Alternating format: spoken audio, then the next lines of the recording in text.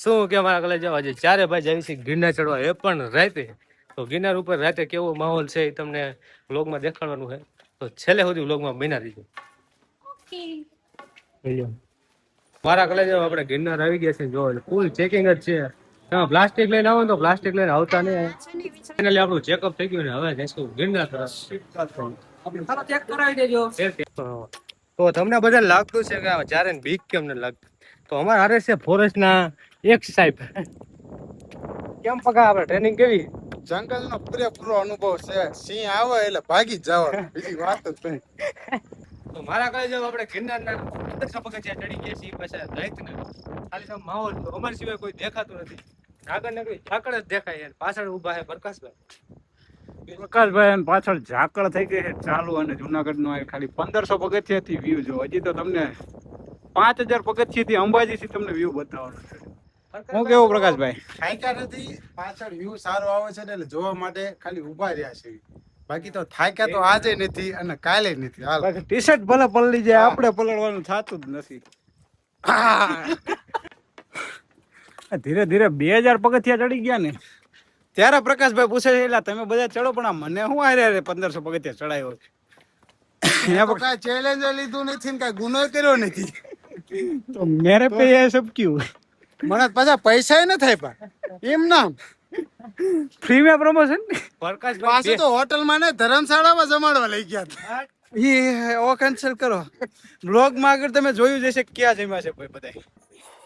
રસ્તામાં બે ભાઈ અને ચારેય ભાઈ એમ તો 2200 પગથિયા ચડી ગયા છે. અને ગોરખનાથના ધૂણા આવી ગયા છે. આપણે દર્શન કરવા જોવા રાજા ગોપીચંદ ભરથરીની ગુફા જોઈ શકો. રાતે ચારેય ભાઈ રાતે દર્શન કરીએ. બધા દિવસે બધા દર્શન જોઈ લો. ટાઈમ જો તમે, ટાઈમ જો 10 વાગી ગયા છે અત્યારે. આમાં ક્યાં ટચ કરું? 10 ને 10 થઈ ગઈ છે. તો હાલો ધીરે ધીરે પાછા આગળ ઘણા મંદિર લેવાના છે. કડી ચાવલ બોટલ લીધી અને ધીરે ધીરે હાલા જઈ.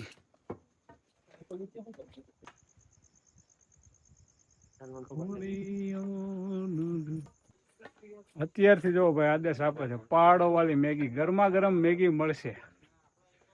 પહાડો ઉપર જઈને મેગી બેગીની બાકાજીકી બોલાવવાની છે ભાઈ.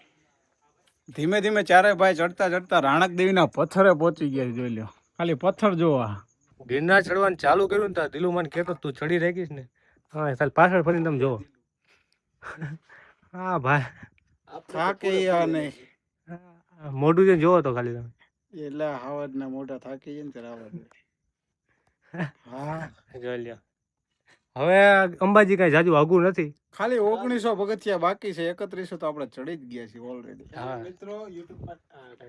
મિત્રો ચેલેન્જ લેવું ને એ તો બહુ આસાન છે, પણ ચેલેન્જ પૂરો કરવો ને એ જ એક સાચા મર્દની નિશાની છે.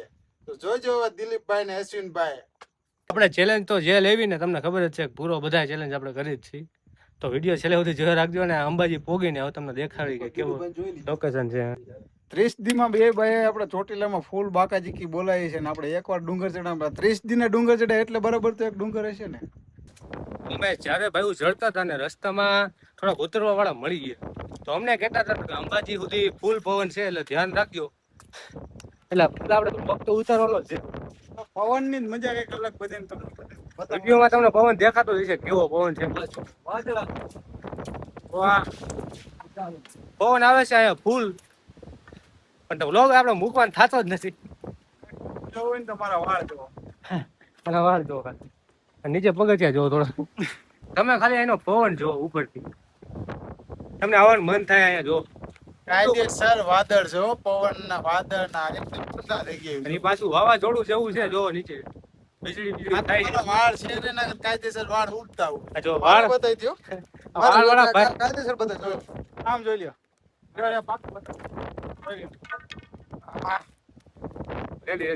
આપણે જૈન મંદિરે પહોંચી ગયા છીએ ફાઇનલી. ચારે ભાઈ જો, અને વચમાં થોડુંક વાવાઝોડું જેવું થઈ ગયું હતું તો બધાના કપડા પણ પલળી ગયા. જો જો કપડા જો ખરેખર ખોલી જ ગયા મારા ભાઈ. તો મારા કલે જાઓ તમે ગિરનાર ચડવા આવો ને એ પાછા રાતે તો પાણીની બોટલ હારે લઈને આવજો, કારણ કે અહીંયા પાણીની સુવિધા છે નહીં. અમે અત્યારે જૈન ઓલા શું કે જૈન મંદિર આગળ આવતા જઈએ પછી પહોંચી એટલે આમ ત્યાંથી રહી તો મજા આવે તમે ગિરનાર ચડાવો તો પાણીની બોટલ જરૂર હારે લેતા આવજો.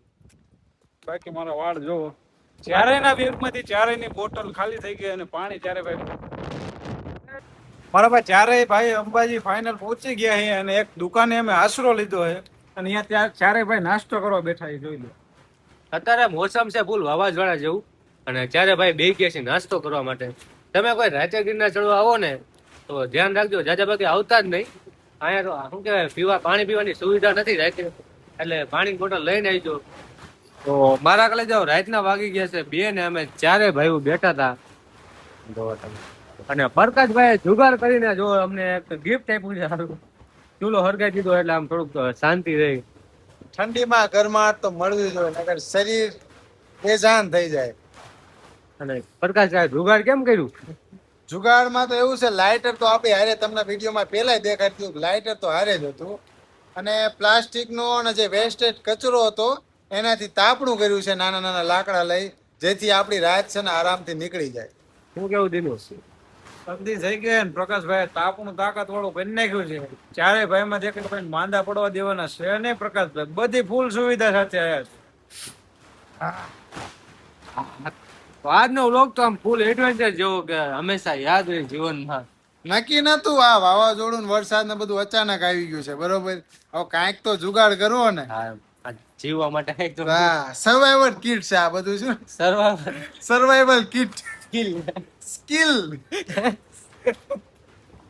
રાતના વાગી ગયા છે 3:30.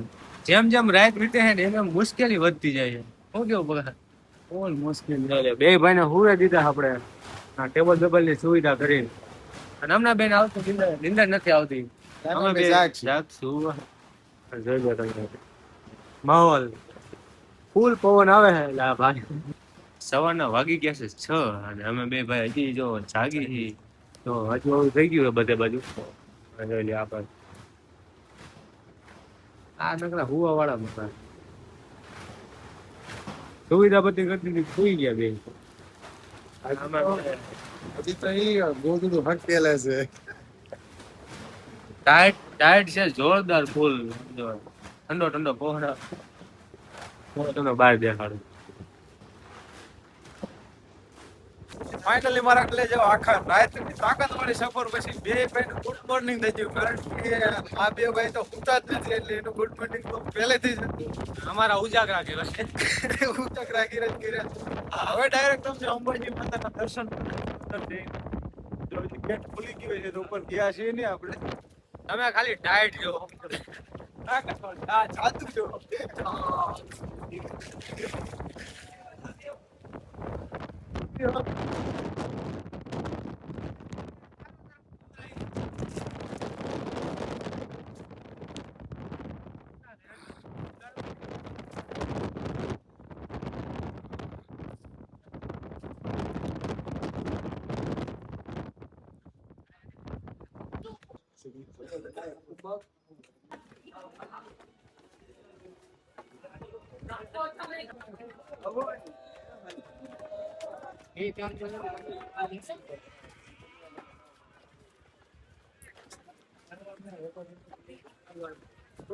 ભાઈ આવા કોઈ સામાન ને વસ્તુ ચડાવવા વાળા આવતા હોય ને તો તમે અહીંથી ચડતા હોય તો ભાઈને પેલા જગ્યા દેજો, કારણ કે ભાઈ વસે ઉપર માથે વજન ચડાવી અને પછી ઉપર ડુંગર ચડતા હોય છે. સાચી વાત.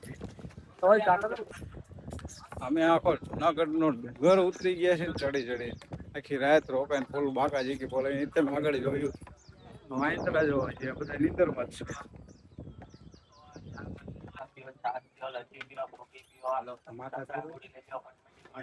બચકું ભલે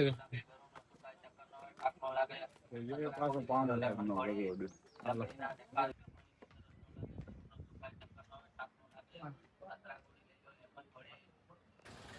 તો ફાઇનલી મારા કલેજા ચારે ભાઈઓ આપણે ગિરનારનો ડુંગર ચડીને અંબાજીના દર્શન કરાવીને નીચે આવી ગયા છીએ. હવે મળીએ નવા વ્લોગમાં, ત્યાં સુધી લાઈક ફોલો અને સબસ્ક્રાઇબ કરવાનું ભૂલતા નહીં મારા કલેજાઓ. તો મળીએ હવે બીજા વ્લોગમાં.